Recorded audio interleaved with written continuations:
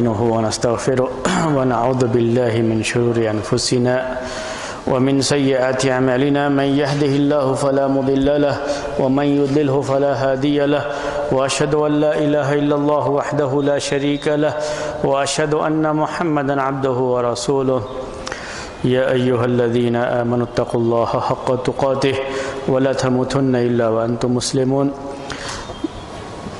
يا أيها الناس اتقوا ربكم الذي خلقكم من نفس واحدة وخلق منها زوجها وبث منهما رجالا كثيرا ونساء واتقوا الله الذي تساءلون به والأرحام إن الله كان عليكم رقيبا يا أيها الذين آمنوا اتقوا الله وقولوا قولا سديدا يصلح لكم أعمالكم ويغفر لكم ذنوبكم ومن يطع الله ورسوله فقد فاز فوزا عظيما أما بعد فإن خير الحديث كتاب الله وخير الهدي هدي محمد صلى الله عليه وسلم وشر الأمور محدثاتها وكل محدثة بدعة وكل بدعة ضلالة وكل ضلالة في النار. محترم بھائیو، پچھلے ہفتے میں نے آپ کے لیے اشارہ کر دیا تھا کہ آپ کے سامنے ابھی قرآن کی آیتیں سمجھنے کے لیے بھی اور احادیث میں جو اللہ کے رسول صلی اللہ علیہ وسلم کے الفاظ ہوتے ہیں لیکن وہی اللہ تعالیٰ کی طرف سے ہوتی ہے، اس کو بھی سمجھنے میں جو چیزیں بہت اہم ہیں اس میں سے ایک منطوق اور مفہوم ہے. منطوق اور مفہوم یہ دو اصطلاحیں ہیں. قرآن سمجھنے کے لیے بھی اور حدیث سمجھنے کے لیے بھی اس کو جاننا ضروری ہوتا ہے. المنطوق المفہوم، یہ ہے المنطوق المفہوم.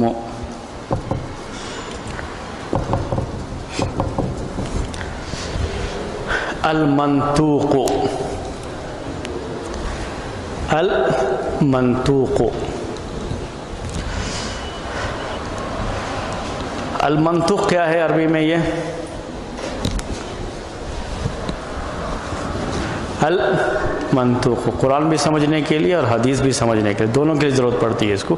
ہم فی الحال علوم قرآن پڑھ رہے ہیں تو اسی لحاظ سے یہ باتیں پیش کر رہے ہیں. المنطوق المفہوم، منطوق کا معنی، منطوق یہ کون سا لفظ ہے عربی زبان میں؟ ہاں بولے آپ میں سے کوئی جو ہے. منطوق وزن کے لحاظ سے فوراً آ جاتا ہے. ہاں کوئی بولے تھے پھر جو ہے مفعول. منطوق کیا ہے؟ یہ مفعول. منطوق مفعول، یہ عربی میں وزن جو ہوتا ہے وہ عربی سیکھنے میں وہ زیادہ آسانی ہوتی ہے. منطوق مفعول. عربی میں ناطقہ بولتے ہیں کس کو؟ ناطقہ، بات کیا، زبان سے کچھ کہتے ہیں تو اس کو کہا جاتا ہے ناطقہ. ناطقہ اسی سے کہتے ہیں ناطقن، اس میں فاعل ناطقن، بات کرنے والا. جو لفظ نکالتا ہے زبان سے اس کو ناطق کہتے ہیں عربی میں. اور منطوق کہتے ہیں جو لفظ زبان سے نکلا ہوا ہے، وہ کہتے ہیں اس میں مفعول. تو منطوق کا معنی سمجھ میں آیا آپ کو؟ منطوق کا مطلب کیا ہے؟ جو زبان سے نکلے ہوئے الفاظ ہیں ان کو منطوق کہا جاتا ہے. اس کے لحاظ سے عربی میں قرآن میں جو الفاظ ہیں وہ منطوق ہیں، حدیث میں جو الفاظ ہیں وہ منطوق کہلاتے ہیں. منطوق. تو یہ آپ کو اصطلاح سمجھ میں آئے گی، ٹیکنیکل ورڈ سمجھ میں آئے گا. عربی میں کیا ہوا؟ منطوق کا مطلب جو بھی الفاظ قرآن میں ہیں یہ سب کی سب منطوق ہے. حدیث میں الفاظ ہیں ان کو منطوق کہا جاتا ہے. جب بھی آپ بھی جو لفظ استعمال کرتے ہیں اپنی بات میں، لکھتے ہیں کچھ، تو جو بھی الفاظ ہیں اس کو کہا جاتا ہے منطوق. ٹھیک ہے؟ میں نے کہا آپ سے یہ موبائل ہے، یہ کیا ہے؟ موبائل ہے. یہ کیا ہے؟ منطوق. یہی منطوق ہوتا ہے. یعنی کوئی بہت مشکل چیز ایسا مت سمجھیے. منطوق اور مفہوم، یہ جو آپ کو پڑھا رہے ہیں سمجھا رہے ہیں کوئی مشکل چیز نہیں ہے۔ منطوق کسے کہتے ہیں؟ جو آپ نے استعمال کیا الفاظ اسی کو منطوق کہا جاتا ہے۔ قرآن میں جو الفاظ ہیں یہی منطوق ہیں، ان کو منطوق کہا جاتا ہے۔ جیسے آپ شروع کیجئے ذالک الکتاب لا ریب فیہ، یہ سب کیا ہیں؟ منطوق ہے۔ تو قرآن میں کیا بات بیان کی گئی کہ قرآن یہ اللہ کی کتاب ہے، یہ کتاب ہے۔ کیا بیان کیا گیا؟ لا ریب فیہ، اس میں کوئی شبہ نہیں ہے، یہی منطوق ہے، اس میں کوئی شبہ نہیں ہے۔ یہ بات کہی گئی کہ اس میں شبہ کی کوئی گنجائش نہیں ہے۔ لا ریب فیہ یہ لفظ ہوا، یہ منطوق کہلاتا ہے، اس میں کوئی شبہ نہیں ہے۔ اب اس کے بعد یہ لفظ جب کہا گیا اس میں کوئی شبہ نہیں ہے، تو اسی کے ساتھ یہ بات بھی آ جاتی ہے کہ اس کا مطلب کہ دوسری کتاب میں شبہ ہے۔ آیا کیا؟ ہاں، جب یہ کہا گیا اس میں شبہ نہیں ہے تو مطلب کیا؟ انڈرسٹوڈ جسے کہتے ہیں، دوسری کتاب میں شبہ ہو سکتا ہے۔ جو آپ نے کہا یہ موبائل ہے، یہ منطوق ہے، یہ موبائل ہے، لیکن اس سے یہ سمجھا جا رہا ہے کہ یہ ٹیبلٹ نہیں ہے۔ آیا یہ سمجھ میں آپ کو جو مثال دے رہا ہوں میں؟ ہاں، یہ گلاس ہے، اس کا مطلب ہے کہ یہ جگ نہیں ہے۔ یہ گلاس ہے، یہ منطوق ہے۔ یہ جگ نہیں ہے، یہ کیا ہے؟ المفہوم، اسی کو کہتے ہیں منطوق اور مفہوم۔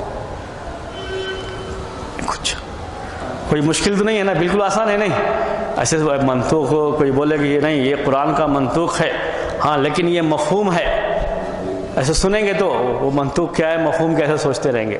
کچھ بھی مشکل چیز نہیں، منطوق بھی سمجھ میں آ گیا اور مفہوم بھی۔ منطوق کیا ہے؟ جو الفاظ آپ نے استعمال کیے ہیں اسی کو منطوق کہا جاتا ہے، اور ان الفاظ سے جو بات سمجھ میں آتی ہے اس کو مفہوم کہا جاتا ہے۔ تو قرآن میں منطوق بھی ہے اور مفہوم بھی ہے۔ کوئی بھی زبان ہو، کوئی بھی چیز جو ہے آپ استعمال کرتے ہیں، حتیٰ کہ حدیث میں نے کہا اس کا تعلق قرآن سے بھی ہے اور اس کا تعلق حدیث سے بھی ہے، دونوں سے اس کا تعلق۔ تو قرآن کے بھی منطوق کی یہ بات ہے اور حدیث کے بھی منطوق کی بات ہے۔ ایک حدیث آپ کو پڑھتا ہوں، انما الاعمال بالنیات، کیا معنی ہے اس کا؟ ہاں، اعمال، ہاں اس کا اعتبار نیتوں سے ہوتا ہے، یہی ہے نا؟ یہ منطوق کہلائے گا۔ اللہ کے رسول صلی اللہ علیہ وسلم کے یہ الفاظ یہ بتا رہے ہیں کہ اعمال کا اعتبار نیتوں سے ہوتا ہے، لیکن اس سے انڈرسٹوڈ کیا ہے کہ اگر نیت نہیں ہے تو عمل کا اعتبار نہیں ہے۔ یہ بات اسی سے سمجھ لی جاتی ہے۔ حدیث میں آتا ہے اللہ کے رسول صلی اللہ علیہ وسلم نے کہا کہ جب پانی دو قلہ ہو، اذا کان الماء قلتین، جب پانی دو قلہ ہو تو نجاست، اگر نجاست اس میں گر جاتی ہے تو پانی ناپاک نہیں ہوگا، یعنی اتنی نجاست کی غالب نہ ہے، تھوڑی سی جو ہے تو پانی ناپاک نہیں ہوگا۔ حدیث میں عربی میں الفاظ اذا کان الماء قلتین، جب پانی دو قلہ ہو۔ قلہ آج کے زمانے کے لحاظ سے ڈرم کہہ لیجئے یا ٹنکی کہہ لیجئے، پانی دو ٹنکی ہو، بس ہم سمجھانا چاہ رہے ہیں۔ تو جب یہ کہا دو ٹنکی ہو تو نجس نہیں ہوگا نجاست کے گرنے سے، یہ تو منطوق ہوا، لیکن کیا بات سمجھ میں آ رہی ہے کہ اگر اس سے کم ہے تو نجس ہو جائے گا، اسی کو کہتے ہیں مفہوم۔ اسی کو کہتے ہیں مفہوم. نہیں وہ چھوڑو ابھی، میں وہ نہیں سمجھا رہا ہوں. ابھی کیا سمجھا رہا ہوں؟ ابھی جو ہے صرف منطوق اور مفہوم سمجھا رہا ہوں. ابھی یہ سمجھو بس ہوتا ہے. وہ کتنی نجاست اس کو چھوڑو ابھی، وہ جو ہے بعد میں. ابھی صرف کیا یاد رکھو؟ منطوق اور مفہوم. پچھلے ہفتے میں نے ایک مثال دی تھی آپ کو. وہ مثال کیا ہے؟ انتم الاعلون ان کنتم مومنین. اگر تم مومن ہو تو تم بلند رہو گے، اونچے رہو گے، تم کو غلبہ حاصل رہے گا، تم کو دنیا میں اونچا مقام حاصل رہے گا اگر تم مومن ہو. یہ منطوق ہے، اگر تم مومن ہو تو تم کو اونچا مقام حاصل. لیکن اس کا مفہوم کیا ہے؟ وہی نیچے مفہوم کیا ہے کہ اگر مومن نہیں ہو تو ذلت کی زندگی اختیار کرو. تو یہ مفہوم اس کا لیں گے یا نہیں لیں گے؟ ہر منطوق کا مفہوم لیا جاتا ہے یا مفہوم نہیں لیا جاتا، یہ سمجھنے کے لیے ہے اصل. ابھی جو آپ کو ذالک الکتاب لا ریب فیہ، اس کے بعد آگے ہے ھدی للمتقین. کیا معنی ہے؟ ھدی للمتقین کا صرف متقیوں کے لیے ہدایت ہے. آسان، متقیوں کے لیے ہدایت ہے. یہ منطوق ہے. قرآن کا منتقیوں کے لیے ہدایت ہونا یہ منطوق ہے. اور اس کا مفہوم کیا نکلتا ہے؟ انڈرسٹوڈ کیا ہوا؟ کہ جو غیر متقی ہیں ان کے لیے ہدایت نہیں. منطوق مفہوم. آ گئی بات سمجھ میں؟ کسی بھی لینگویج میں ہوتا ہے، ویسے ہی قرآن میں بھی ہے، ویسے ہی حدیث میں بھی ہے، ویسے عربک لینگویج میں بھی ہے. آپ خود بھی جو ہے آپ انگلش استعمال کرتے ہیں، اردو استعمال کرتے ہیں، اس میں بھی آپ اس چیز کو جانتے ہیں کہ منطوق بھی ہوتا ہے اور مفہوم بھی ہوتا ہے. اصل ہم کو اس میں سمجھنا کیا ہے کہ منطوق تو ہمیشہ لیا جاتا ہے. جو آپ لفظ بولا گیا ہے وہ لفظ تو وہ معنی تو آپ لیں گے، لیکن انڈرسٹوڈ معنی وہ لیں گے یا نہیں لیں گے؟ وہ لیں گے یا نہیں لیں گے؟ یہ اصل وہی چیز سمجھنے کو، اس کو مفہوم جو کہتے ہیں. ابھی میں نے ان کا نام نعمت ہے، کہا نعمت پانی لاؤ. نعمت پانی لاؤ. میں منطوق یہ ہے کہ نعمت پانی لاؤ، ان کو جا کے پانی لانا. کوئی دوسرا پانی لے کے آ سکتا ہے کہ نہیں؟ انڈرسٹوڈ کیا ہے اس میں؟ مفہوم کیا ہے؟ دوسرا پانی نہیں لائے گا، ان کو پانی لانا. لیکن کیا ہم یہ سمجھ سکتے ہیں اس کو، یا دوسرا کوئی بھی سمجھتا ہے؟ یہ نہیں. یہاں مقصد ہے پانی لانا. مقصد کیا ہے؟ پانی لانا. اس لیے ہم اس کا جو انڈرسٹوڈ ہے وہ نہیں لیں گے. ٹھیک ہے، ان کو حکم تھا، یہ بات صحیح ہے، وہ جاتے لے کے آتے تو اچھا تھا، لیکن میرے لیے یہ احتشام ہے. انہوں نے کہا میرے لیے منع نہیں ہے اس میں کہ میں لے کر کے آؤں، اس لیے وہ اٹھے اور جا کر کے لے کے چلے آئے. یہ منطوق اور مفہوم ہے. انڈرسٹوڈ ہر جگہ لیا جائے یا نہ لیا جائے، مفہوم کو لیا جائے یا نہ لیا جائے، یا کب یہ لیا جاتا ہے کب نہیں لیا جاتا، یہ بڑی اہم بحث ہوتی ہے، چاہے وہ قرآن کے اندر ہو چاہے حدیث کے اندر ہو. اور مسائل سمجھنے کے لیے، قرآن کو سمجھنے کے لیے اس کی بڑی ضرورت پڑتی ہے. آج ہم اسی کو بیان کرنا چاہ رہے ہیں. آج کا ہمارا درس یہی ہے. اب درس سمجھ میں آ گیا آپ کو؟ تمیز منطوق مفہوم کسی بھی لینگویج میں ہوتا ہے. جو لفظ ہم استعمال کر رہے ہیں وہی منطوق کہلاتا ہے، اور اس سے جو انڈرسٹوڈ ہوتا ہے اسی کو مفہوم کہا جاتا ہے. اب یہ مفہوم، پہلے اس مفہوم کی دو قسمیں ہوتی ہیں. اس کی الگ الگ جو ہے کائنڈس جسے بولتے ہیں آپ انگلش میں، قسمیں بولتے ہیں ہم، جو ہے الگ الگ قسمیں ہوتی ہیں. ایک کو کہتے ہیں مفہوم الموافقہ،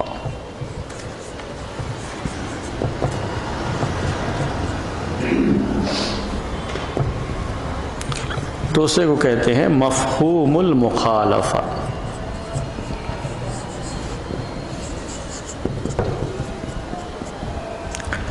کوئی دن ایسا نہیں گزرتا ہے جب ہم مسائل پڑھتے پڑھاتے ہیں کہ یہ الفاظ نہ آئے ہوں. مفہوم الموافقہ اور مفہوم المخالفہ.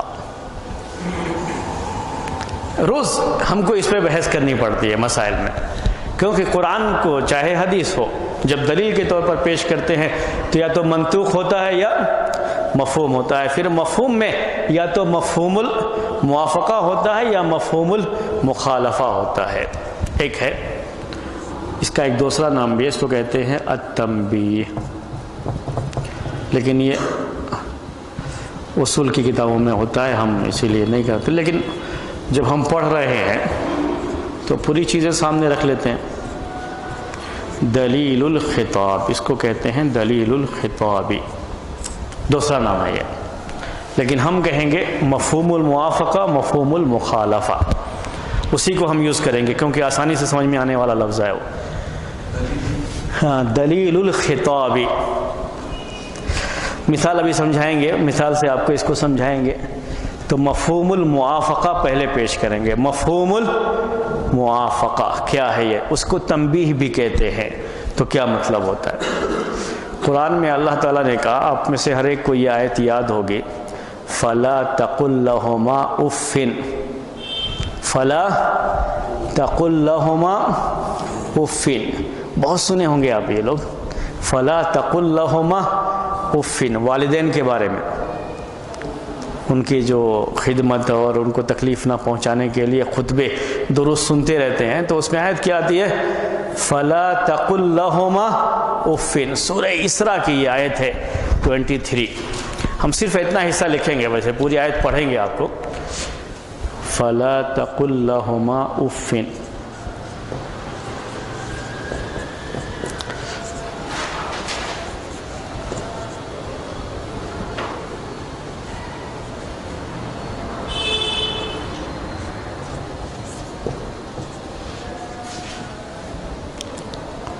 اسراء 23. قرآن میں یہ بیان ہے کہ جب تمہارے ماں باپ بڑھاپے کی عمر کو پہنچ جائے،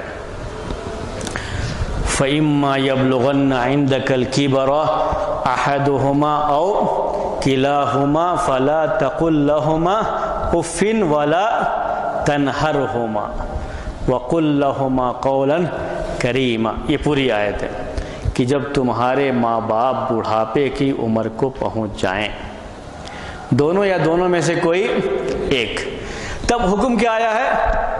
فَلَا تَقُلْ لَهُمَا أُفٍّ. تو تم ان دونوں سے اف نہ کہو. کیا نہ کہو؟ اف نہ کہو. ان دونوں سے اف نہ کہو. یہ کیا کہیں گے اس کو؟ اف نہ کہو. کیا کہیں گے اس کو؟ ادھر جو پڑھ رہے تھے منطوق. کیا کہیں گے اس کو؟ منطوق. یہی الفاظ ہیں. یہ الفاظ کیا کہہ گئے؟ فَلَا تَقُلْ لَهُمَا أُفٍّ، جس کا معنی اردو میں ہوا تم ان دونوں سے اف نہ کہو. اف نہ کہنا، ان سے اف کہنے سے منع کیا گیا، یہ منطوق ہے. اف کہنے سے منع کیا گیا، یہ کیا ہے؟ منطوق ہے. ہے یا نہیں؟ بولو. ہاں، یہ بالکل منطوق ہے. اف نہیں کہنا ہے. اف کسے کہتے ہیں؟ اف یہی کہنا یا ہاں؟ اف کہنے سے منع کیا گیا. تو مطلب یہ نکلا منطوق کیا ہے کہ ہم ان کے سامنے اف نہیں کہیں گے. کیا کہہ سکتے ہیں؟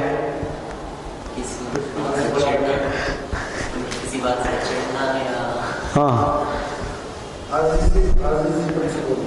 ہاں، اف نہیں کہیں گے.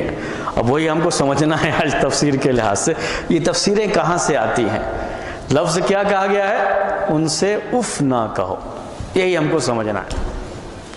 ان سے اف نہ کہو. اف عربی میں کسے کہتے ہیں؟ پہلے وہ آپ کو واضح کرتے ہیں. اس کو کہا جاتا ہے ادنا کلمت زجر، یعنی ڈانٹنے کا کوئی بہت معمولی سے معمولی سینٹنس بھی ہو تو اس کو کہا جائے گا اف. ڈانٹنے کا، ان کو برا کہنے کا، وہ معمولی سا بھی کوئی حرف ہو، کوئی جو ہے لفظ ہو، کوئی ورڈ ہو، تو سب کی سب اف میں داخل ہے. تو ان سے تم اف نہ کہو. یہ منطوق ہوا. کیا ان کو مار سکتے ہیں؟ ہاں، ان کو گالی دے سکتے ہیں؟ کیا اس آیت کی روشنی میں ہم یہ بات کہہ سکتے ہیں کہ اللہ تعالیٰ نے اف کہنے سے منع کیا ہے؟ یعنی کوئی معمولی جو ہے ڈانٹنے کا کوئی جو چیز ہوتی ہے اس سے منع کیا ہے، ہم کو گالی دینے سے تو منع نہیں کیا ہے، مارنے سے تو منع نہیں کیا ہے. کیا ہم ایسا کچھ سوچ سکتے ہیں اس آیت کی روشنی میں، یا یہ ہم نہیں سوچ سکتے؟ تو ایسے موقع پر یہ آتا ہے مفہوم. یہاں مفہوم کیا ہے؟ مفہوم موافقہ بھی کہتے ہیں اور تنبیہ بھی کہتے ہیں اس کو. اب یہ لفظ سمجھانے کے لیے، جب اللہ تعالیٰ نے معمولی ڈانٹنے کا کلمہ یا لفظ یا ورڈ منع فرما دیا جس سے ان کو تکلیف ہو سکتی ہے، تو اس سے بڑی تکلیف پہنچانے والی کوئی بھی چیز منع ہوگی، یہ خود بخود اندر اسٹورڈ ہو گیا.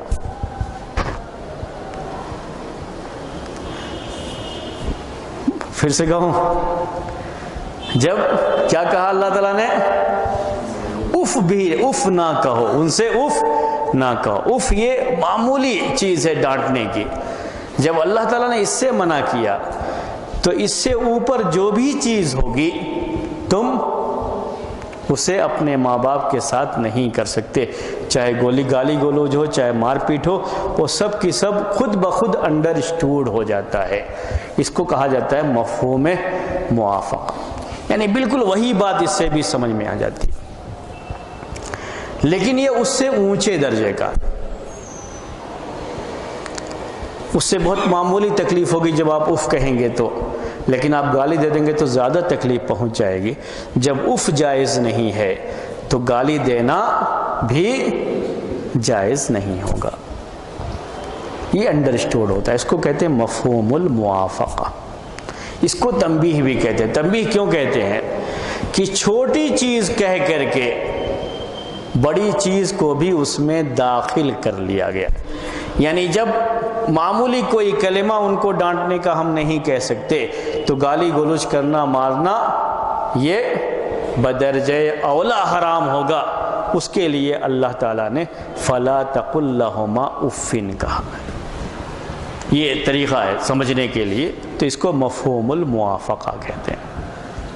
اسی لیے جب بھی آپ ترجمہ سنیں گے اس کا، لوگوں کی زبان سے سنیں گے تو کیا کہتے ہیں؟ ان کو اف تک نہ کہو.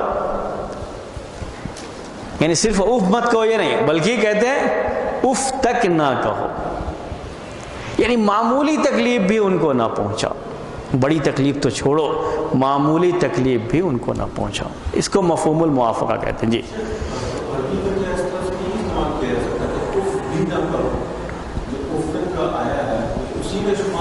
جی ہاں، منطوق. جی ہاں جی ہاں. اگر ہم عربی میں ایسے ہی، آپ کا سوال یہ ہے کہ اگر عربی میں ہم شروع سے ہی ایسے بول دیتے کہ ان کو اف تک نہ کہو، اف بھی نہ کہو، تو وہی بہتر تھا. کیوں ایسا کہا گیا؟ فَلَا تَقُلْ لَهُمَا اف. یہی نہ کہنا چاہ رہے ہیں آپ کا، جیسے ہم اردو میں اب یہ اس کا معنی کر رہے ہیں. ہاں وہی اردو میں ہم یہ معنی کر رہے ہیں تو اس کی جگہ پر یہی لفظ استعمال کر دیا گیا ہوتا عربی میں کہ اف بھی نہ کہو. یہ بھی اور اف تک نہ کہو، یہ کہنے کے لیے عربی میں حصر کا ایک اسلوب آتا ہے. اگر وہ اسلوب اختیار کریں گے تو معنی بالکل الٹ جاتا ہے. معنی بالکل الٹ جاتا ہے اس کے اندر عربی میں. جیسے میں نے کہوں اسی کو اگر عربی میں کہوں تو کہیں گے فَلَا تَقُلْ لَهُمَا إِلَّا أُفًّا. ہاں جیسے اللہ بولتے ہیں تو معنی ویسا نہیں آئے گا، وہ معنی نہیں آئے گا اس کے اندر. وہ زبان کا اپنا اسلوب ہوتا ہے بیان کرنے کا، اس طرح سے نہیں، وہ زبان کا اپنا یہ ہوتا ہے کہ اگر آپ ویسے بولنا چاہیں گے تو اس طرح سے جیسے آپ بولنا چاہ رہے ہیں اردو میں، ویسا ترجمہ کر کے عربی میں بولنا چاہیں گے تو دوسرا معنی پیدا ہوتا ہے اس کے اندر. جی ہاں، وہ دوسرا معنی پیدا ہوتا ہے. جیسے کچھ اسلوب ہوتا ہے، کبھی آپ ہوتا ہے کسی کو آپ نے مارا، کسی کو مارا، اس کے لیے اردو میں بھی ہے، عربی میں بھی لفظ ہے، انگلش میں بھی ہے مارا. اردو میں کہتے ہیں یہ دو آدمی ہیں ہمارے پاس پڑھتے ہیں، انہوں نے ان کی شکایت کر دی، ان کی شکایت پر میں نے ان کو مار دیا. تو اردو میں کہتے ہیں نعمت نے احتشام کو مروایا. بولتے ہیں نہیں، نعمت نے احتشام کو مروایا. عربی میں بولنے کے لیے کہیں گے آپ اس کو تو نہیں آتا. یہ زبان کا اسلوب ہوتا ہے. ہاں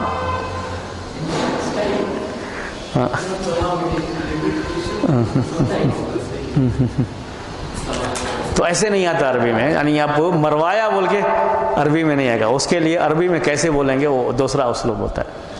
تو زبان کا اپنا ایک یہ ہوتا ہے کہ ہر زبان کا جو ہے. اب آپ انگلش میں آپ بول سکتے ہیں کہ کسی نے کوئی سامان چورا لیا تو آپ بول سکتے ہیں کہ this pen is stolen by Naimat. آپ ایسے ہی میں مثال پیش کر رہا ہوں. یہ پین نعمت کے ذریعے چورایا گیا، یعنی بائی بول کر کے وہ آپ نام بھی لے سکتے ہیں. عربی میں آپ یہ نہیں بول سکتے. چورایا گیا کہ عربی میں سورقہ کہتے ہیں. تو سورقہ کب کہیں گے عربی میں؟ جب چرانے والے کا نام نہ معلوم ہو. جب نام معلوم ہو گیا تو پھر آپ کیوں کہیں گے سورقہ؟ آپ کیا کہیں گے اس کو عربی میں؟ سرق نعمت القلم، نعمت نے قلم کو چرایا. ایسے ہی بس مثال جو ہے. ہاں بات سمجھ رہے ہیں کیا یہ؟ تو انگلش میں آپ ایسے بول سکتے ہیں اسٹولن بول کر کے، یا بیٹن بول کر کے بول سکتے ہیں احتشام بیٹن بائی نعمت، آپ انگلش میں بول سکتے ہیں. لیکن جب آپ کو معلوم ہے کہ نعمت نے مارا ہے تو عربی میں کیا کہیں گے؟ ضرب نعمت احتشام. سمجھ رہے ہیں نا اس کو؟ کیونکہ جب آپ کو معلوم ہے تو پھر آپ کو مجہول استعمال، اس کو مجہول کہتے ہیں، مجہول استعمال کرنے کی ضرورت نہیں. تو زبان کا اپنا الگ الگ جو ہے ایک انداز ہوتا ہے جو، تو اس کے لحاظ سے تو بات، اور جتنی بلاغت اس میں ہوتی ہے اس میں نہیں ہوتی ہے. یعنی جب یہ کہا گیا فلا تقل لہما اف، دوسرا اگر اسلوب اختیار کیا جائے گا تو اس میں وہ بلاغت زبان کے لحاظ سے نہیں پائی جاتی ہے. تو قرآن کی جو بات ہوتی ہے وہ بلاغت کے لحاظ سے بہت اعلیٰ درجے کی ہوتی ہے، اسی لیے وہ منطق اور مفہوم کی بات آتی ہے. اب آپ یہ جو ہے جانتے ہیں کہ فلا قرآن میں اس طرح سے بیان آتا رہتا ہے کہ تم برائی کے قریب نہ جاؤ، برائی کے قریب نہ جاؤ. یا قرآن میں ہے یتیم کے مال کے قریب نہ جاؤ. اب کوئی کہے کہ اس کے قریب جانے سے منع کیا گیا ہے، دور دور سے کھا لیں گے کوئی مسئلہ نہیں ہے، تو ویسا معاملہ نہیں ہوتا. وہ بیان کرنے کا ایک انداز ہوتا ہے، اسی کو اصل سمجھانا چاہ رہے ہیں کہ منطق اور مفہوم کیا ہوتا ہے. قریب جانے سے منع کیا، اس سے انڈرسٹوڈ خود کیا ہو جاتا ہے کہ آپ حرام طریقے سے اس کو نہیں کھا سکتے، یہ انڈرسٹوڈ ہوتا ہے. لیکن اس میں اب یہ کہیں گے کہ نہیں، وہ تو ایسے بھی بول سکتے تھے تم یتیم کا مال مت کھاؤ. یہ کہنے کی کیا ضرورت تھی کہ تم یتیم کے مال کے قریب مت جاؤ؟ کیوں؟ بلاغت اس میں زیادہ ہے. جب قریب جانے سے منع کر دیا گیا تو مال غلط طریقے سے کھانا کتنا بڑا جرم ہوگا، وہ بات اس سے سمجھ میں آتی ہے سر، وہ مفہوم. تو یہاں پر بھی وہی مفہوم سمجھ میں آتا ہے. جب اف کرنے سے منع کر دیا گیا تو ماں باپ کو ڈانٹنا کتنا بڑا جرم ہوگا، یہ ہم کو اس سے سمجھ میں آتی ہے، شاید سے یہ بات سمجھ میں آتی ہے. لیکن جو آپ کہہ رہے تھے اتنا کہیں گے تو پوری بات سمجھ میں نہیں آتی. والدین کو گالی گلوچ کرنا کتنا بڑا گناہ ہوگا جب اللہ تعالیٰ نے صرف اف کہنے سے منع کر دیا. یہ سب انڈرسٹوڈ ہے. اس کو کہتے ہیں مفہوم الموافقہ. مفہوم الموافقہ. کبھی بھی اس کا مطلب یہ نہیں ہوتا ہے کہ صرف اف کہنا ہی حرام ہے، بلکہ اس کا مطلب یہی ہوتا ہے کہ جب اف کہنا حرام کر دیا گیا تو گالی گلوچ کرنا، ان کو ڈانٹنا، ان کو مارنا، یہ سب بہت بڑا جرم ہو جائے گا اس کے بعد. تو یہ قرآن کا بیان. تو ایک تو یہ بات ہوگی، اس کو کہتے ہیں مفہوم الموافقہ. دوسری اس کے تعلق سے وہی یتیم کے مال کے بارے میں بات ہے. یتیم کے مال کے بارے میں ان الذین یأکلون اموال الیتامی ظلما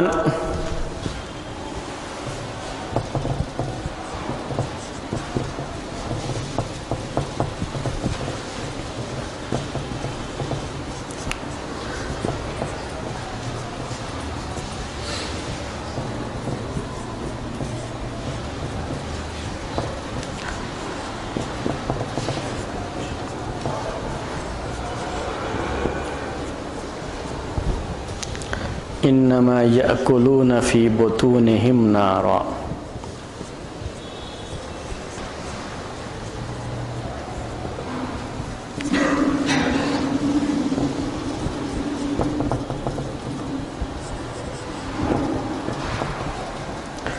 نارا غالباً سورہ نساء کی آیت ہوگی. یہ سورہ نساء کی آیت ہے، دیکھ لیجئے گا. شاید 10 نمبر کی آیت ہو. یہ ایک لکھا ہے لیکن 1 نمبر کی نہیں ہو سکتی کیونکہ سورہ نساء کے شروع میں تو نہیں ہے، تو ایک صفر چھوٹ گیا ہوگا. 10 نمبر کی آیت.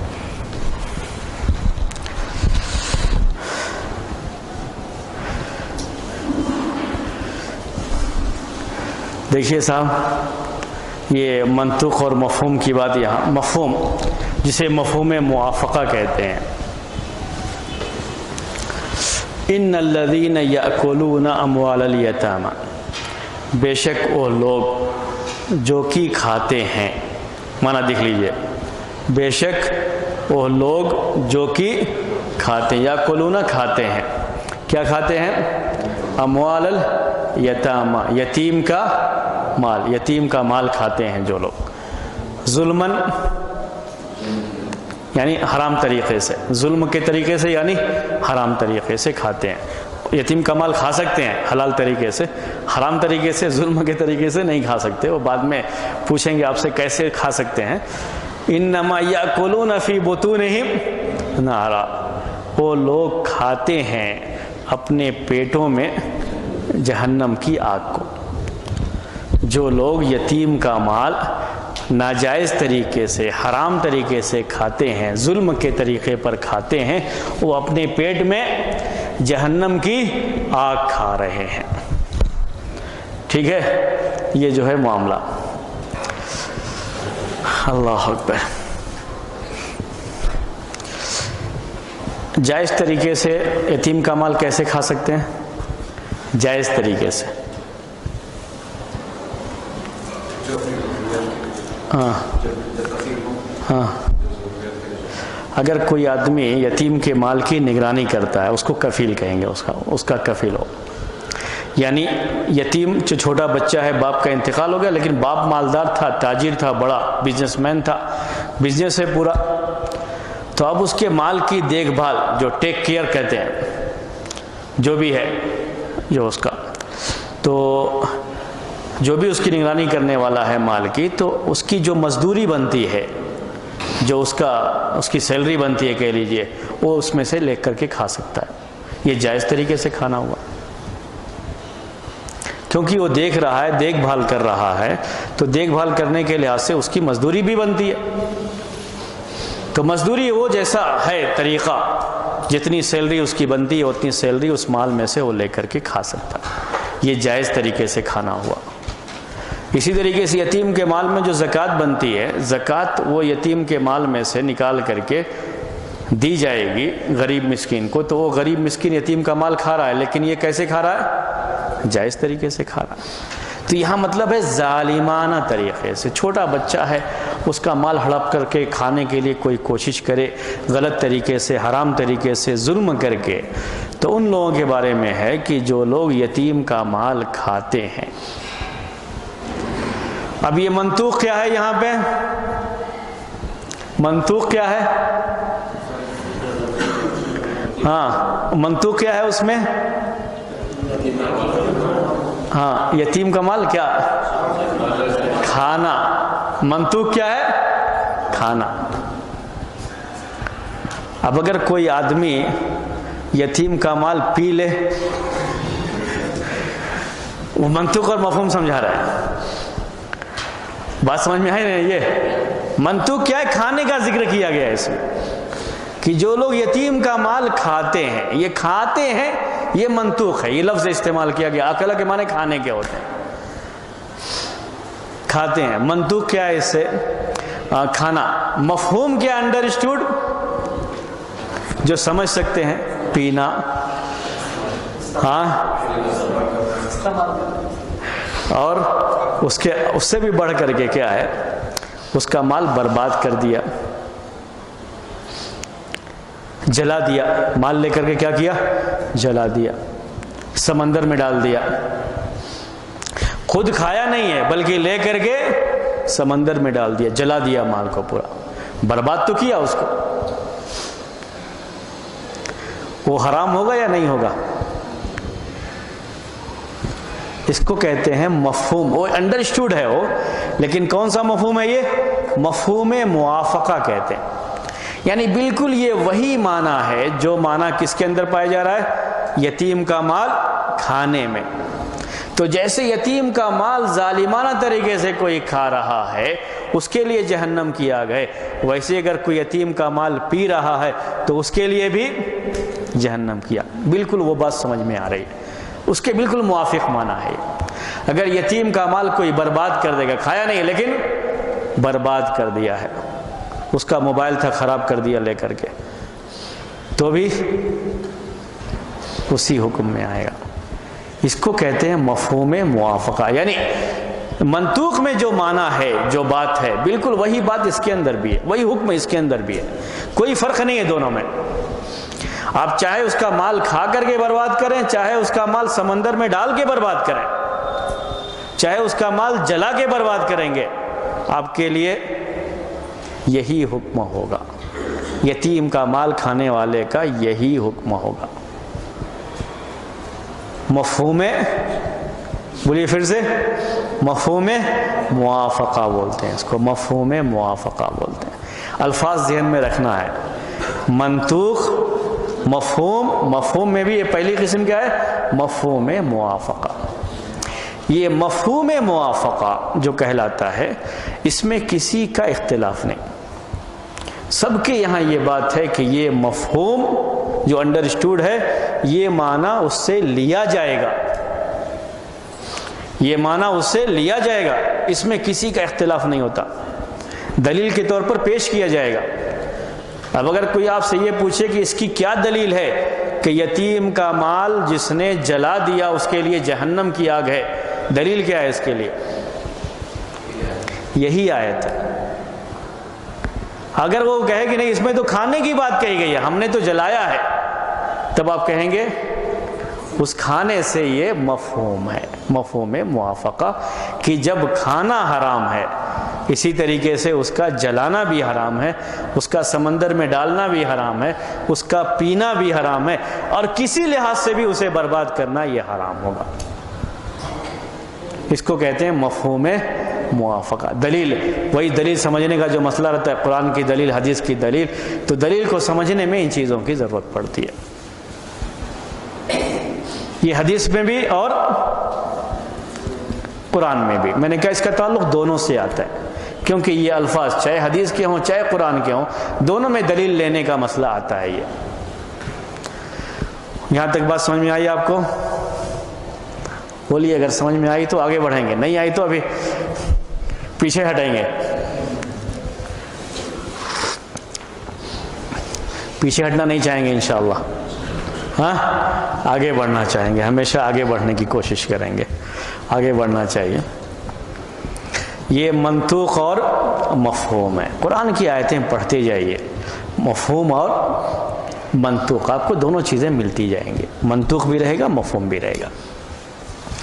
مفہوم میں اگر مفہوم موافقہ ہے، یعنی اس کے اندر یہ بات ہے کہ جو اس کا مفہوم ہے منطوق کے بالکل برابر ہے،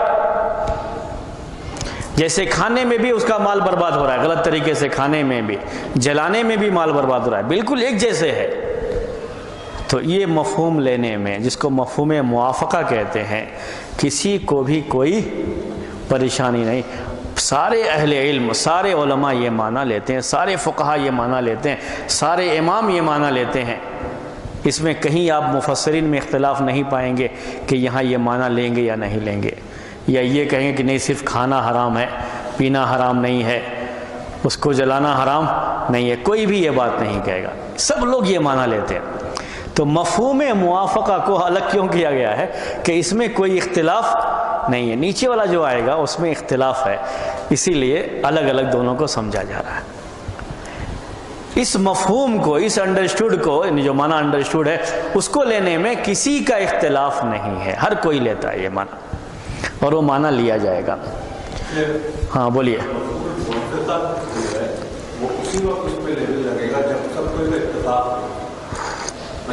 اس کا تعلق اتفاق سے نہیں ہے، وہ بھی یاد رکھیے، یعنی لوگوں کے اتفاق سے اس کا تعلق نہیں ہے،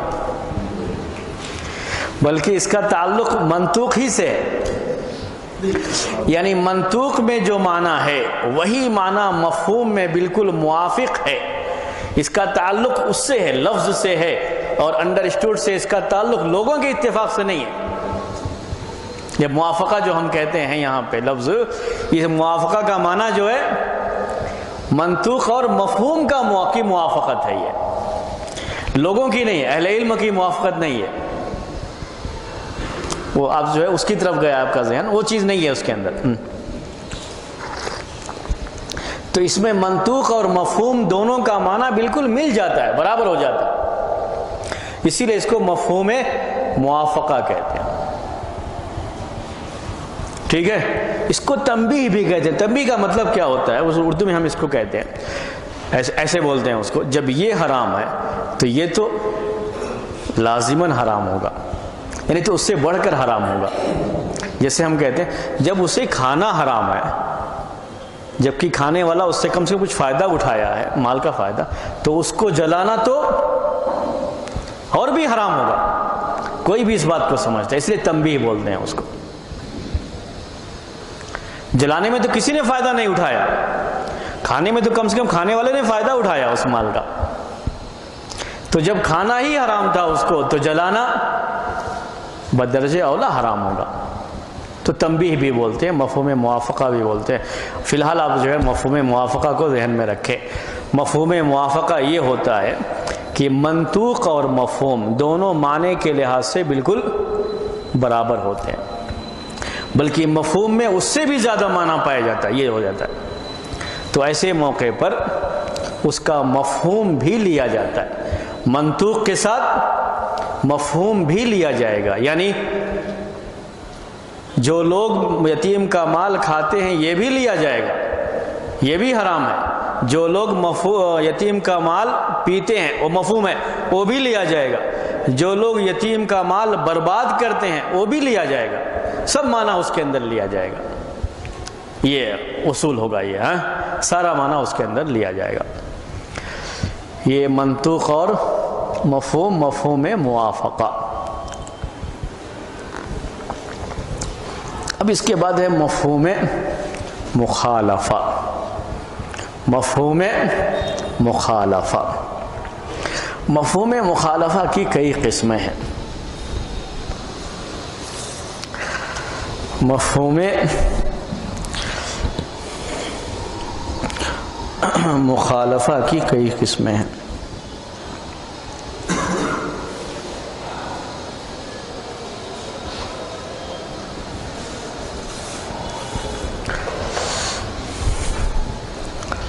اس کو لکھیں گے ہم، یہ سمجھنا زیادہ اہم ہے، مفہوم مخالفہ،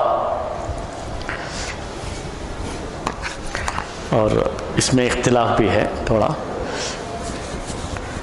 لیکن اس کی جو شکلیں ہیں وہ میں آپ کو پہلے بتاؤں گا، سمجھاؤں گا اس کو۔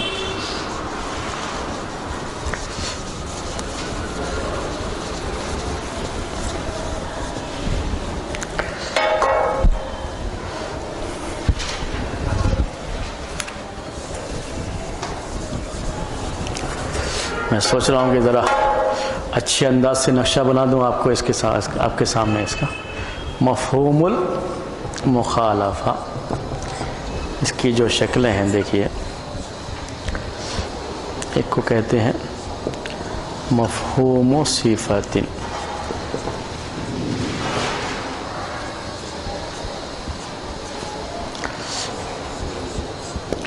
مفہوم عدد،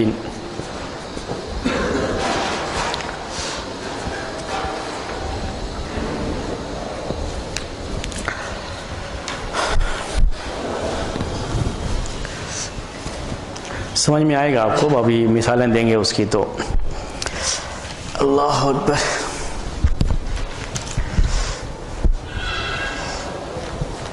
مفہوم صفت، مفہوم عدد، پہلے دو لیں گے ہم۔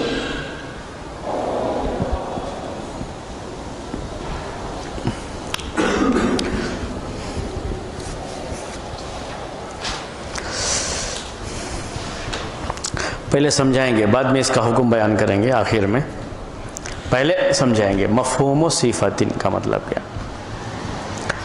یا ایھا الذین آمنوا ان جاءکم فاسق بنبأ، سورہ حجرات میں، ان جاءکم فاسق بنبأ، سورہ حجرات میں 6 نمبر کی آیت ہے، یہ مفہوم صفت۔ یا ایھا الذین آمنوا ان جاءکم فاسق بنبأ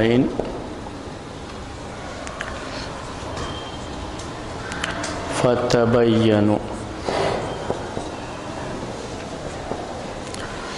یہ حدیث جب پڑھ رہے تھے تب بھی آیا تھا۔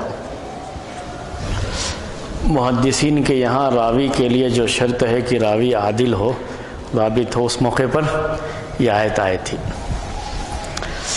یا ایھا الذین آمنوا ان جاءکم فاسق بنبأ، اس کا معنی ہے اے ایمان، سورہ حجرات کی ہے یہ 6 نمبر کی آیت، اے وہ لوگوں جو ایمان لائے ہو، اگر فاسق تمہارے پاس کوئی خبر لے کر کے آئے، فاسق تمہارے پاس خبر لے کر کے آئے تو اس کی تحقیق کرو، فتبینوا، اس کی جانچ کرو، تحقیق کرو، معلوم کرو صحیح ہے یا غلط ہے۔ بولیے منطوق کیا ہے؟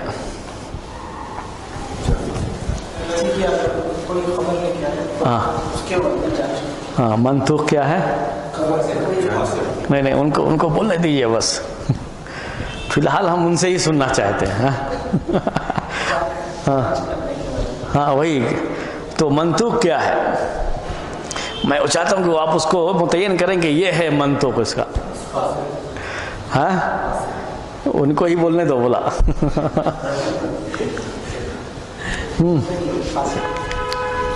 ہاں بولیے آپ کیسے؟ ہاں وہ کوئی خبر لے کے آئے تو اس کی تحقیق کرو۔ آیت میں کیا کہا اللہ تعالیٰ نے کہ اے ایمان والو، اگر کوئی فاسق کوئی خبر لے کر کے آئے تو تم اس کی جانچ کرو۔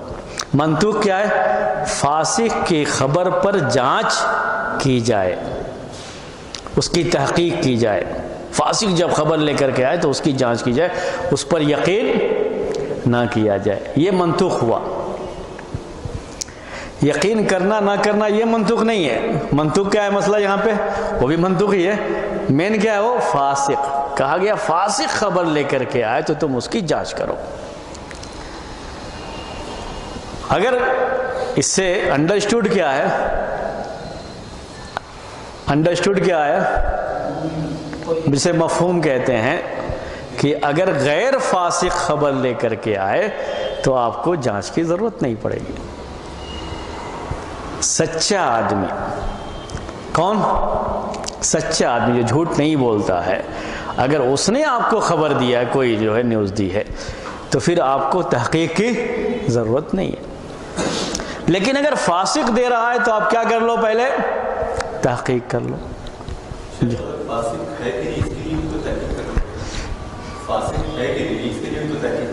ہاں وہ پہلے سے معلوم ہے ہم کو کہ فاسق ہے۔ یہاں مسئلہ جو ہے فاسق کی تحقیق کا نہیں ہے، بلکہ کس کا ہے؟ فاسق کی خبر کی۔ تو مطلب کیا؟ پہلے سے معلوم ہے وہ فاسق ہے، پہلے سے معلوم ہے کہ یہ آدمی فاسق ہے اور وہ خبر دے رہا ہے۔ اور یاد رکھ لیجئے کہ کوئی بھی شخص فاسق ہونے کا امکان بہرحال اس میں ہے۔ جو بہت ہی نیک ہے، آپ جانتے ہیں کبھی جھوٹ نہیں بولتا یہ آدمی، اسی کو آپ الگ کریں گے، ورنہ جس کے اندر بھی یہ ہے خطرہ کہ یہ جھوٹ بول سکتا ہے، وہ سب کس میں آ گئے؟ اس میں آ گئے۔ اب کوئی شخص اب یہ کہے کہ جو ہے کہا گیا ہے اللہ کے رسول صلی اللہ علیہ وسلم نے کسی صحابی کو کوئی خبر دی، تو کیا وہ تحقیق کرنے بیٹھے گا اس کی؟ بولیے کیوں؟ اس لیے کہ یہاں یقین ہے نا کہ وہ فاسق نہیں ہے، کبھی جھوٹ نہیں بول سکتے۔ کسی صحابی کو ابو بکر نے کوئی بات کہی ہو اور وہ صحابی تحقیق کرنے جائے گا، سوچ سکتے ہیں آپ یہ؟ نہیں۔ کیوں؟ اس لیے کہ ابو بکر کیا ہیں؟ صدیق ہیں، وہ فاسق نہیں ہے، معلوم ہے جو فاسق نہیں ہے وہ۔ عائشہ رضی اللہ تعالی عنہ نے خبر دی، تحقیق کرنے جائے گا؟ نہیں کرنے جائے گا، کیونکہ وہ صدیقہ ہیں۔ جب بھی ایسا موقع آیا کہ صحابہ نماز میں تھے، ایک صحابی نے آ کر کہا کہ قبلہ بدل گیا، تو قبلہ بدل لیا انہوں نے۔ تحقیق کرنے گئے نماز میں کہ پہلے تحقیق کر لیں گے اس کے بعد قبلہ بدلیں گے؟ نہیں۔ کیوں؟ اس لیے کہ خبر دینے والا فاسق نہیں ہے۔ جب یہ اعلان کرایا اللہ کے رسول صلی اللہ علیہ وسلم نے، تو ایک صحابی نے اعلان کیا کہ یہ شراب حرام کر دی گئی۔ لوگوں نے اپنے مٹکے اٹھا کر کے پھینک دیے، پہلے پوچھنے نہیں گئے کہ اللہ کے رسول سے پوچھنے جائیں گے، نہیں، کیونکہ خبر دینے والا سچا ہے۔ تو جب خبر دینے والا فاسق نہیں ہے تو تحقیق کرنے کی ضرورت نہیں، لیکن اگر خبر دینے والا فاسق ہے تو اس کی تحقیق کی جائے گی۔ یہی حکم دیا گیا ہے اس آیت کے اندر۔ منطوق اور مفہوم سمجھ میں آیا؟ آیت کا منطوق کیا ہے؟ فاسق جب خبر دے تو اس کی تحقیق کر لو۔ مفہوم کیا ہے؟ غیر فاسق جو بالکل سچا ہے، وہ اگر خبر دیتا ہے تو آپ یقین کر سکتے ہیں بغیر کسی تحقیق کے بھی۔ اس میں صرف تحقیق کیا کرنی ہوتی ہے؟ ہاں، اس نے یہ کہا ہے کہ میں نے دیکھا ہے یا میں نے سنا ہے یا کسی اور سے نقل کر رہا ہے، بس اتنا ہی دیکھنا رہتا ہے، کیونکہ وہ خود تو سچا ہے لیکن جس سے سنا ہو سکتا ہے وہ جھوٹا ہو۔ یہ بات تو وہ سند کے اندر آتی ہے، لیکن جب کسی صحابی نے کہا میں نے اللہ کے رسول کو کہتے سنا ہے، تو اب یہاں اس کی ضرورت نہیں پڑتی تھی۔ یہ ہے، یہ ذہن میں آپ رکھ لیں۔ اسی لیے میں یہ بات زیادہ زور دے رہا ہوں اور میں اس کو آگے بڑھا رہا ہوں، حالانکہ ہمارا ٹائم جو ہے دوسرے اس کا ہو رہا ہے، لیکن پھر بھی ہم اس کو پورا کریں گے۔ یہ ایک ہماری شریعت کا ہم نے جو منطق اور مفہوم سمجھا رہے ہیں آپ کو، اس کے علاوہ بھی ایک دوسرا مسئلہ سمجھانا چاہ رہے ہیں کہ ہماری شریعت کا یہ اصول ہے کہ فاسق خبر دے تو تحقیق کر لو، اور یہ خاص طریقے سے ہم لوگوں کو اس کو ذہن میں رکھنا چاہیے۔ ابھی جتنے بھی نیوز چینل یہ وہ سب، اس کے اوپر اگر آپ کہیں گے تو کون سا لفظ آئے گا؟ یا غیر فاسق کا آئے گا؟ وہی آئے گا۔ تو اس کی وہ خبریں اڑانے سے بجائے کیا کرنا چاہیے؟ پہلے میں یہ نہیں کہہ رہا ہوں کہ آپ بالکل اس پر اعتماد نہیں، پہلے اس کو کرنا چاہیے کہ ہم تحقیق کر لیں، معلوم کر لیں واقعی حق کیا ہے، صحیح کیا ہے، بغیر کسی تحقیق کے وہ آسمان سے آئی ہوئی وحی کی طرح سے یقین کر کے اس پر بحث کرنے کی کوئی ضرورت نہیں ہوتی، اس کو پہلے تحقیق کر لیں۔ یا ایھا الذین آمنوا ان جاءکم فاسق بنبأ فتبینوا، کہ اگر فاسق کوئی خبر لے کر کے آئے تو تم اس کی تحقیق کرو۔ تو منطوق تھا فاسق کا خبر دینا، مفہوم کا تھا کیا تھا کہ غیر فاسق خبر دے تو تحقیق کی ضرورت نہیں پڑے گی۔ یہ منطوق اور مفہوم ہوا۔ یہ جو مفہوم ہے منطوق اور مفہوم، اس کا تعلق صفت سے ہے۔ لفظ کیا استعمال کیا دیکھیے، مفہوم و صفت، کس سے تعلق ہے؟ صفت۔ صفت کہاں ہے؟ فاسق ہونا، یہ ایک صفت ہے۔ سارے انسان ہیں، برابر ہیں اس لحاظ سے، ایک آدمی انسان ہے اور فاسق ہے، فاسق ہونا اس کی صفت ہے، فاسق ہونا اس کی صفت ہے۔ تو یہ صفت، یہ مفہوم کیسا مفہوم ہے؟ صفت کے لحاظ سے مفہوم ہے، یہ صفت کا یہ مفہوم ہے۔ ایک لفظ استعمال کیا گیا قرآن میں اور وہ صفت کا لفظ ہے تو اس کا مفہوم صفت کہلاتا ہے عربی میں۔ تو فاسق یہ صفت ہے عربی میں، آپ جو بھی تھوڑی عربی پڑھے ہیں جانتے ہیں کہ فاسق یہ لفظ کیا ہے؟ صفت ہے۔ کس کی صفت ہے؟ یہ انسان کی یہ صفت ہے فاسق۔ تو یہ فاسق ہونا صفت ہے اور یہ مفہوم صفت کہلاتا ہے۔ آگے بات یہ سمجھ میں، اس کو مفہوم صفت کہتے ہیں۔ یاد رکھیے یہ مفہوم لیا جاتا ہے حکم کے لحاظ سے۔ یہ جیسے منطوق ہے کہ فاسق کی خبر کی تحقیق کرنا ضروری ہے، ویسے ہی اس کا انڈرسٹوڈ جو ہے یعنی غیر فاسق کی خبر کی تحقیق کی ضرورت نہیں ہے۔ وہ دونوں باتیں جو ہے اپنی جگہ پر درست ہیں۔ آگے چل کر کے ایک بات آپ کے سامنے آئے گی انشاءاللہ، وہ بات یہ ہے کہ یہ مفہوم مخالفہ میں یہ ذہن میں آپ رکھ لیں کہ اگر کسی دوسری جگہ کے منطوق سے اس کا تعارض نہیں ہوتا تب یہ لیا جاتا ہے، ورنہ نہیں لیا جاتا۔ اس منطوق کا، اس مفہوم کا دوسری کسی حدیث یا قرآن کی آیت کے منطوق سے، تو منطوق مفہوم لفظ یہ لفظ آتا رہے گا۔ اگر دونوں کا آپس میں اختلاف ہو جائے، تعارض ہو جائے، تب یہ نہیں لیا جاتا۔ اگر نہیں ہے تو لیا جاتا ہے۔ یہ آپ کے ذہن میں پہلے سے رہنا چاہیے۔ میں دوبارہ پھر اس کو پیش کروں گا، لیکن پہلے سے رہنا چاہیے اس کے بارے میں۔ ہمیشہ اس کو نہیں لیا جاتا ہے، اگر ہے تعارض تو نہیں لیا جاتا۔ ہاں، اس کے بعد دوسرا لکھا ہوا ہے مفہوم عدد، عدد کا مفہوم، عدد کا مفہوم،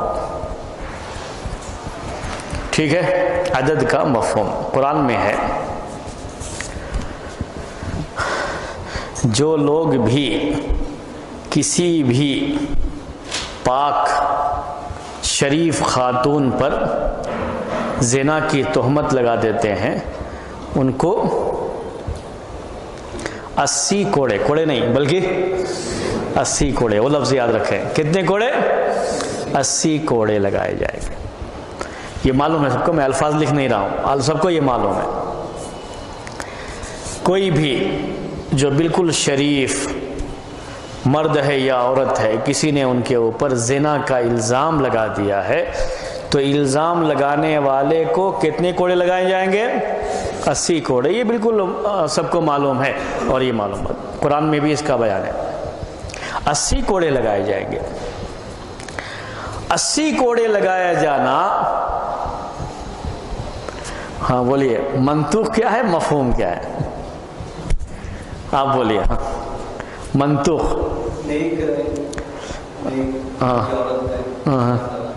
ہاں منطوق کیا ہے اس میں؟ پھر سزا میں وہ چھوڑو اس کو، 80 کوڑے لگانا منطوق کیا ہے؟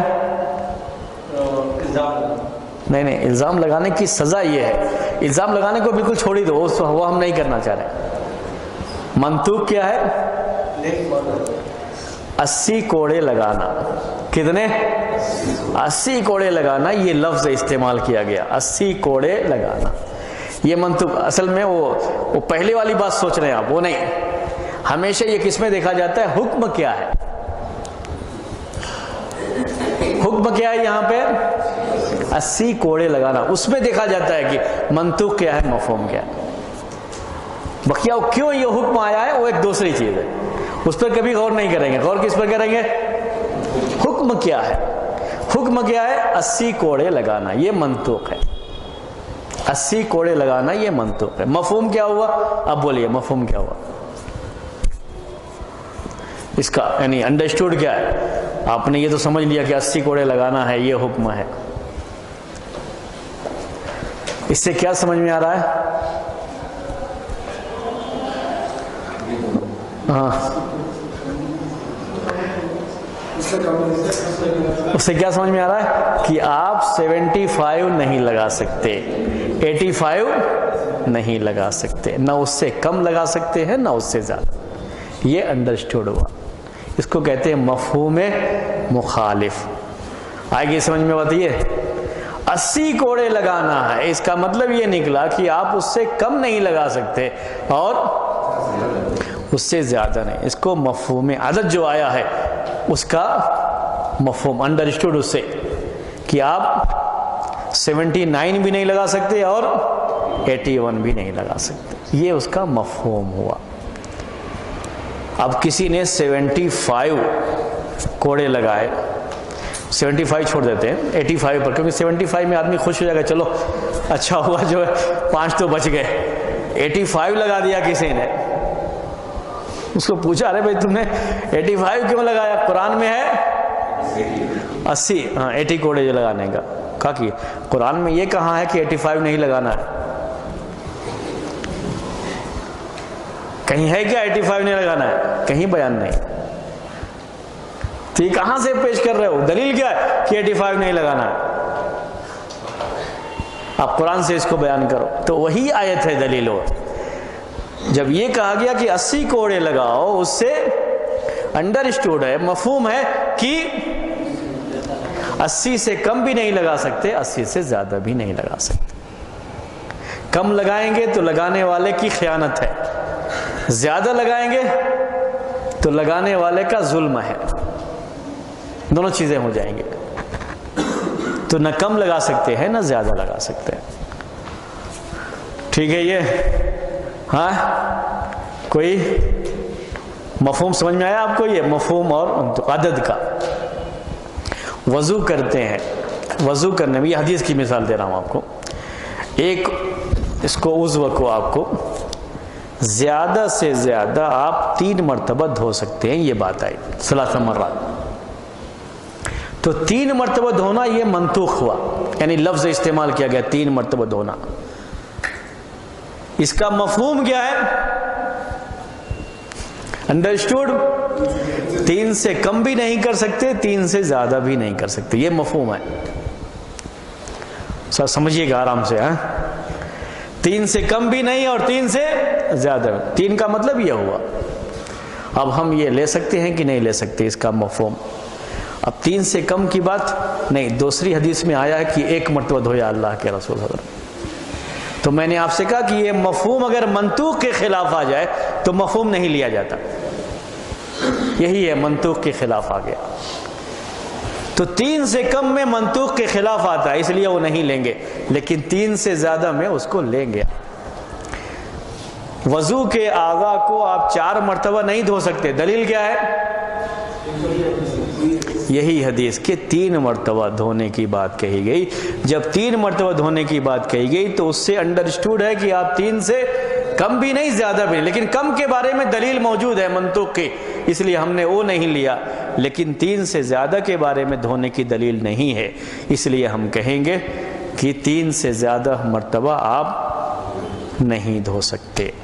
اگر کوئی کرتا ہے تو یہ اسراف کہلائے گا پانی کا، اور اس کو گناہ بھی ہو سکتا ہے، ذہن میں رکھیں گے، ٹھیک ہے۔ جب کتا برتن میں منہ ڈال دے تو حدیث میں لفظ کیا آتا ہے؟ 7 مرتبہ دھونے کا لفظ آتا ہے۔ فَلْيَغْسِلْهُ 7 مرات، 7 مرتبہ دھونے کا، 7 مرات 7 مرتبہ دھونا، یہ کیا ہے؟ منطوق ہے۔ مفہوم 7 سے کم بھی نہیں اور 7 سے زیادہ بھی نہیں۔ 6 مرتبہ دھوئیں گے تب بھی غلط، 8 مرتبہ دھوئیں گے تب بھی غلط، دونوں غلط ہو جائے گا۔ آپ بولو کہ 8 مرتبہ نہیں دھونا ہے، یہ کہاں ہے حدیث میں؟ وہ تو اچھا ہے نا کہ 7 مرتبہ تو کہا ہی تھا، ہم نے 1 مرتبہ اور زیادہ کر دیا، اس میں کیا غلط کیا کیا؟ کوئی کہہ سکتا ہے نہیں، 7 مرتبہ دھونے کے لیے کہا تھا، ہم نے تو 10 مرتبہ دھو دیا ہے، غلط کیا کیا ہے؟ کم کرتے تو بات سمجھ میں آتی تھی کہ چلو ہم نے تو زیادہ کر دیا ہے، کوئی کم تو نہیں کیا نہیں۔ جب 7 مرتبہ کہا گیا تو انڈرسٹوڈ ہے کہ آپ 7 سے زیادہ نہیں کر سکتے، اگر زیادہ کر دیں گے تو اس کا مطلب کہ آپ نے غلط کر دیا۔ 10 مرتبہ نہ کرنے کے لیے دلیل کیا ہے؟ کوئی آپ سے پوچھے تو یہی حدیث دلیل ہے۔ 7 یہ منطوق ہے، مفہوم کیا ہے؟ آپ 7 سے زیادہ مرتبہ یا 7 سے کم مرتبہ نہیں دھو سکتے۔ اس مفہوم کو کیا کہتے ہیں؟ مفہوم عدد کہتے ہیں۔ سمجھ میں آیا مفہوم؟ پہلا کیا تھا؟ مفہوم صفت، دوسرا یہ ہے مفہوم عدد، تیسرا ایک اور ہوتا ہے مفہوم لقب بولتے ہیں اس کو۔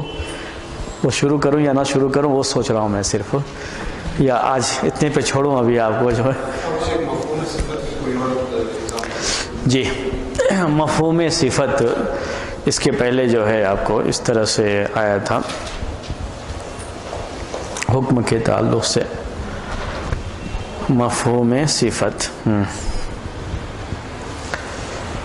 جیسے پاک مٹی سے تیمم کرو، قرآن میں ہے فَتَيَمَّمُوا صَعِيدًا طَيِّبًا، طیباً صفت ہے اس کی۔ یہ دوسری مثال جو ہے قرآن میں کیا ہے تیمم کے بارے میں جو آیت ہے اس میں ہے فَتَيَمَّمُوا صَعِيدًا طَيِّبًا، طیب کہتے ہیں پاک کو، تو پاک مٹی سے تم تیمم کرو، قرآن میں یہ بیان ہے۔ منطوق ہے پاک مٹی سے تیمم کرنا، انڈرسٹوڈ مفہوم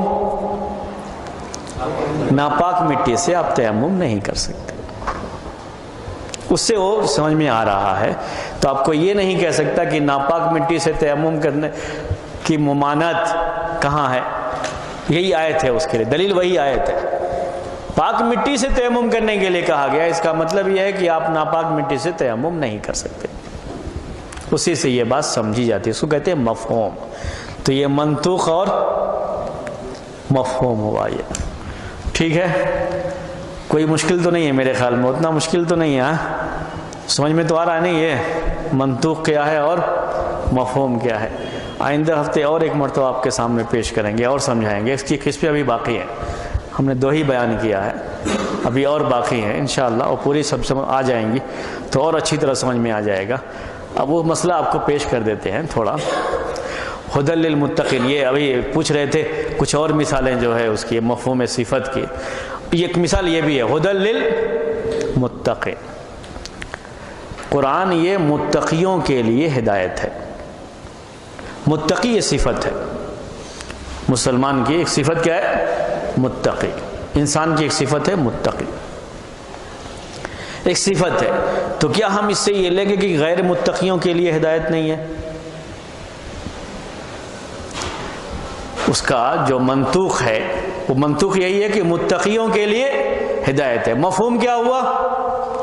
غیر متقیوں کے لیے ہدایت نہیں ہے۔ کیا ہم مانا لیں گے یہاں پہ؟ ہاں نہیں لیں گے، کیوں؟ سارے جہان کے لیے ہے۔ ہاں جی ہدی للناس، کیا کی دوسری جگہ پر کیا آیا ہے؟ ہدی للناس، لوگوں کے لیے ہدایت ہے۔ تو ابھی جو بات سمجھا رہا تھا آپ کو کہ اگر یہ مفہوم دوسرے کسی منطوق سے ٹکرا جائے گا تو نہیں لیا جائے گا.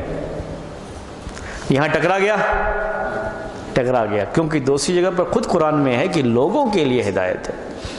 تو قرآن سب کے لیے ہدایت ہے، لیکن قرآن کی ہدایت سے فائدہ کون اٹھاتے ہیں؟ متقی لوگ. اس کے لیے یہاں متقی کہا گیا ہے. تو یہاں صرف منطوق لیں گے، مفہوم نہیں لیں گے.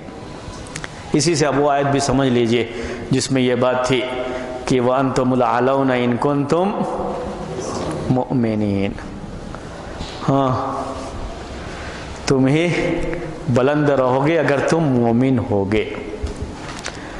اس کا ہم مفہوم جو مخالف ہوتا ہے وہ نہیں لیں گے کہ اگر تم بلند نہیں ہو، بہت ذلیل ہو کر کے دنیا میں ہو تو اس کا مطلب کہ تم مومن نہیں ہو، یہ معنی نہیں لیں گے، کیونکہ منطوق دوسری جگہ کا اس کے خلاف ہے.